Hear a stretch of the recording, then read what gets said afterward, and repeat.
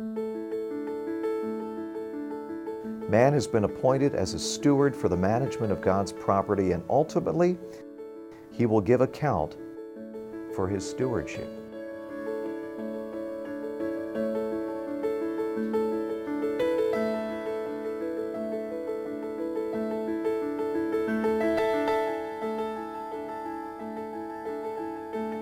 Everything is gift. Faith is a gift.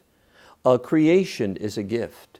And just as I need to nurture the faith within me and to stir up the flames of faith, as St. James reminds us so beautifully, so I also need to care for the gifts that God has given to me. I need to care for the earth. Our church sees a need to understand that what we have or what we receive, especially the environment, is ours to take care of in the period of time. We are the stewards while we're alive, and hopefully if we don't leave it better, at least not worse. And I tell people, look, we're stewards. We are called to be stewards.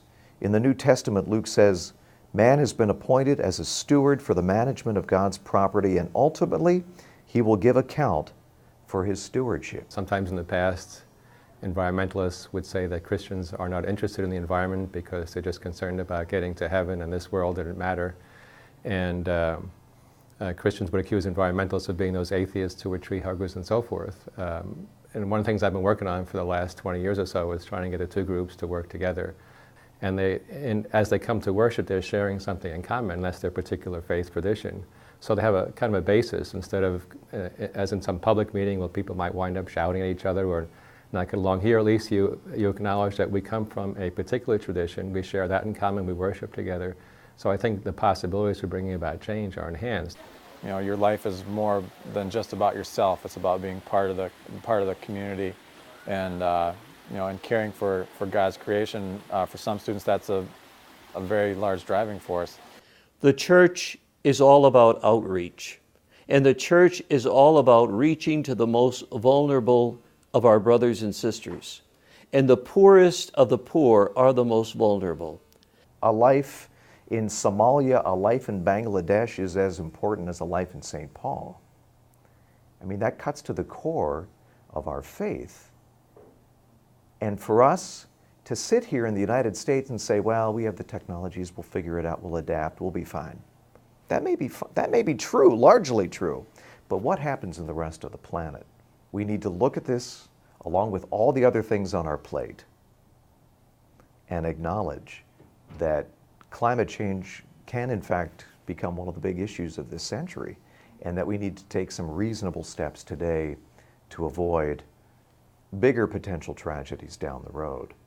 We're talking about billions of people here around the globe. It's definitely a social justice issue, and that's removed from us in our everyday life. You know, it doesn't seem like it's affecting anybody, but the poorest, the most innocents are the ones that are going to really suffer.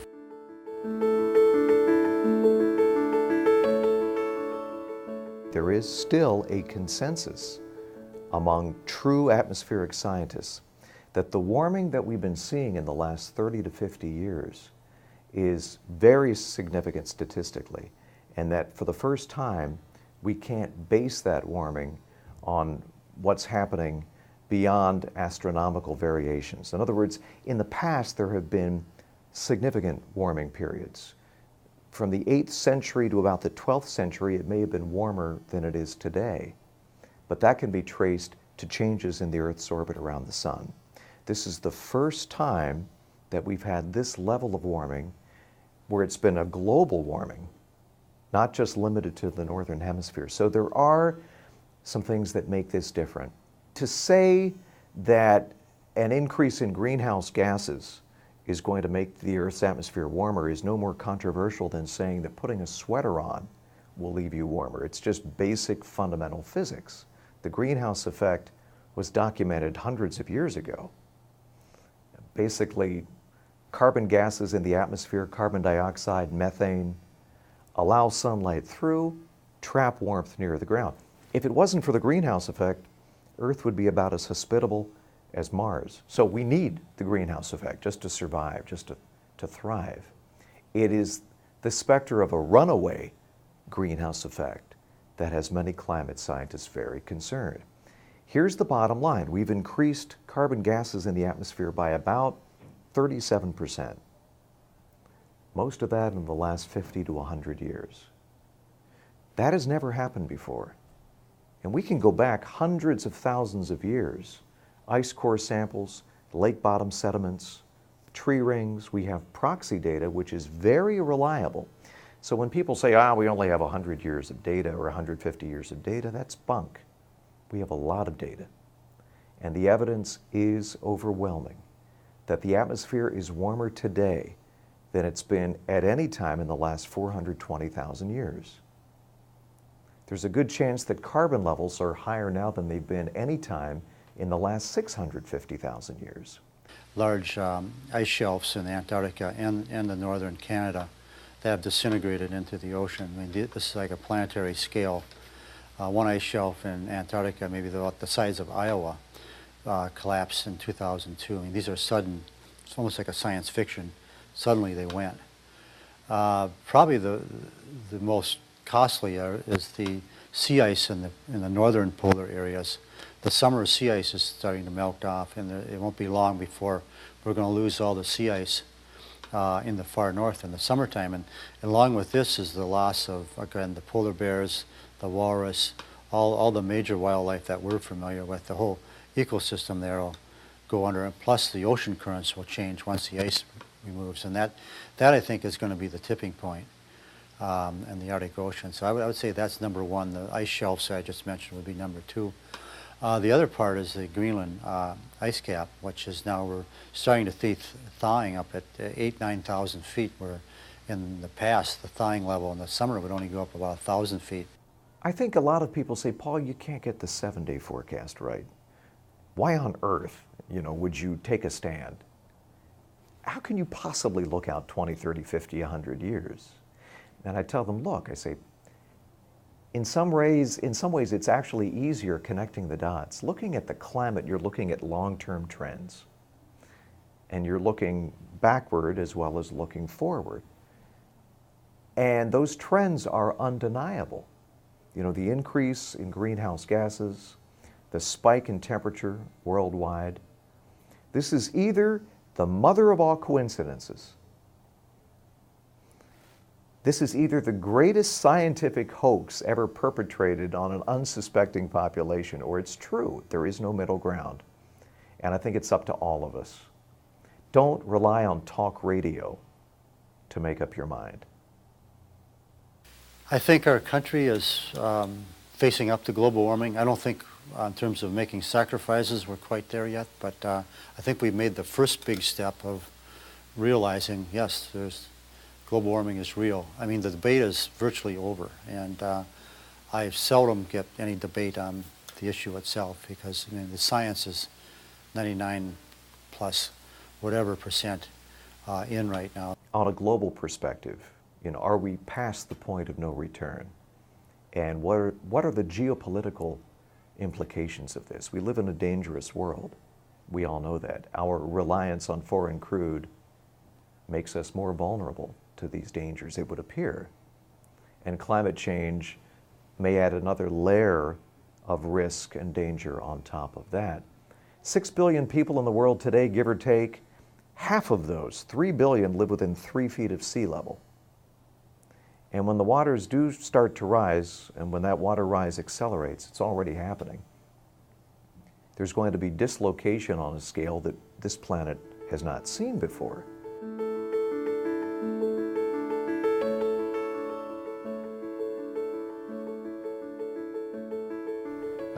I know in Montana, one good example of that was an effort to bring together labor unions and environmentalists and farmers and peoples from the faith communities. And actually one of the union people came up with a name for it. It was called PLACE, which stood for Partnership of Labor, Agriculture, Communities of Faith, and Environmentalists. And the idea was to work on projects, joint projects. The kind of cars we drive, the kind of products we purchase, we consume, how we heat our homes, the choices we make about transportation. There's no silver bullet. There are 1,000 silver BBs. I mean, there are little things that all of us can do that in the aggregate amount to something meaningful. And I sense that there is a turning, there is a groundswell. It's not going to happen overnight, but it's happening. The beauty of taking action on global warming is that because we are all causing it to some extent, we all have a voice in what we should do to shape our way out of it. What can we do to get out of this problem? And this is a problem that has solutions at every level. So whether you're a child in school or their teacher, whether you're a parishioner in a church, whether you're a public policymaker, or just a homeowner wondering what type of appliance to buy, every choice we make can be better in terms of global warming. The main thing we have to do is take action. You know, it could be something as small as changing all the fluorescent light bulbs in our house, the basic using Energy Star appliances, and our next purchase of a car, getting a car with better mileage, and maybe changing our lifestyles around more. But there's 1,000 little things here that have to change. But the first step we have to do is be aware, first of all, we have a problem. And there's many individual things you can do. You know, driving a car, driving less, driving a car that gets good gas mileage, biking, walking, all little things that you can do. And that will reflect, and when you start doing that, you know, you'll feel good about that with yourself, and that will make you want to go out and then take the next necessary step, which is to go out to your community. There are many things to do about it, and if you do it right, the Midwest does very well economically. We go often to places where they're doing something like Gustavus Adolphus is, about to produce their own electricity with wind power. We've also been to places where they're trying to push bicycle transportation instead of transportation by automobiles always. Some of the things that we're promoting here at the Congregation's Caring for Creation display are taking the Minnesota Energy Challenge, which is a website, and it's actions that an individual can take. So, for example, today we're hoping people will start right away by changing out at least 5 of their incandescent light bulbs and switch them to fluorescent light bulbs, which they can do very easily. And that will save 3/4 of the electricity that they use for lighting. What we would really like is for businesses to have an energy audit on their lighting or on their buildings, and they can find ways, and actually in most cases save a lot of money by changing their lighting to this energy efficient lighting. Well, wind power is one of the easiest things that people can get involved with by buying renewable energy or wind power through their electric company. So all they need to do is call up their electric company and tell them they'd like to be a part of the Minnesota Green Pricing or Green Power Program, and then it'll be added to their bill where they can actually be purchasing wind power. Just buying $2 a month for a whole year is the same as not driving your car 2,400 miles. So it's a real big savings in air pollution. I can specify where my lumber has to come from, as in it has to be from a sustainable forestry. It has a stamp on it. Can't tell you all the names there are at this moment, but those are things I insist on, and I think people are happy to see it. I think it'll be good for business for me, and I think it'll be good for the planet. I think it's a win-win.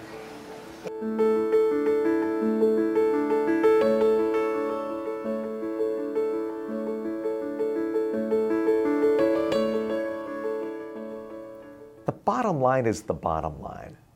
I am a business owner. I don't want my taxes to go up.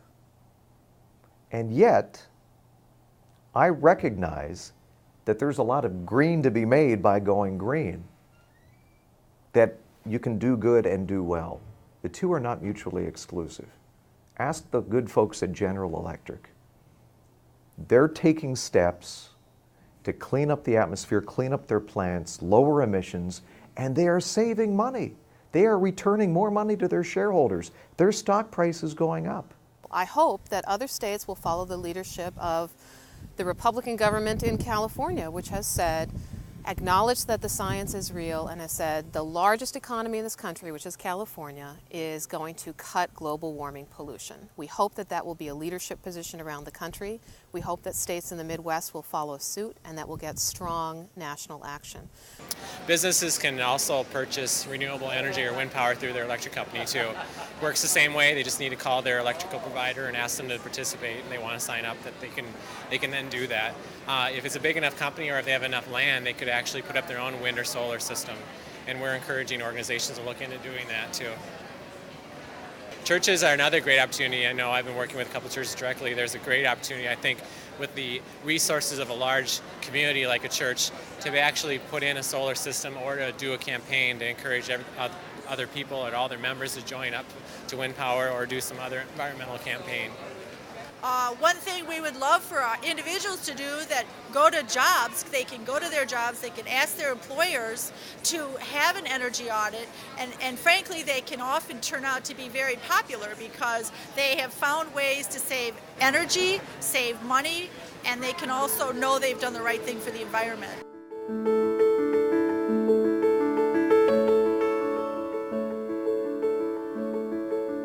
I think of things like the recent Nobel Peace Laureate of 2 years ago, Wangari Maathai from Africa, she and the people she organized have planted over 1 million trees in desert areas, and it helps provide jobs and shelter, all kinds of course, wonderful things when you replace desert with trees that once were there before desertification took place.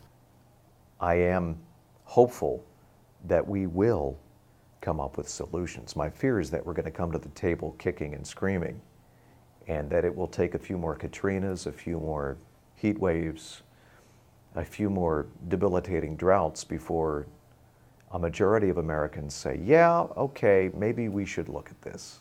Once we start sparking the human spirit on this, and I'm motivated by the moral implications, but what I'm striving for is to get the spirit behind this. I actually see signs of hope every time I go out and talk to people about this issue, and every time I read the news, because what we are finding over especially the last year is that citizens in towns and cities, big and small around this country, and in states that are Republican and Democrat, or somewhere in between, we are seeing leadership. Even in Congress now, there have been bills introduced, bipartisan bills, that do what scientists say that we need to do. That would cut global warming pollution by 70%. We need national leadership. Unfortunately, we don't have it in the environment right now, but so therefore we have to look at local leadership, and there is a lot of positive success stories in other states, the western states, the northeastern states, even the southeastern states are jumping on board on alternative energies. What we need, what I think we need, is the modern day equivalent of a Churchill. Somebody who can state the goal. We are going to be energy independent by the year 2035. I don't know what year that is, but state the goal, raise the bar high, and then allocate federal resources for us to hit those markers. We have the technologies, we have the entrepreneurs, we have the creativity, we have the tenacity. This nation has the resolve. My God, we sent a man to the moon. We sent a number of men to the moon. We need the Manhattan Project for energy. I think to look the other way and to pretend it's not happening is not only ignorant and disingenuous, it's immoral. I think to dump this into the laps of future grandkids and say they'll figure it out, I think there's something fundamentally wrong about that.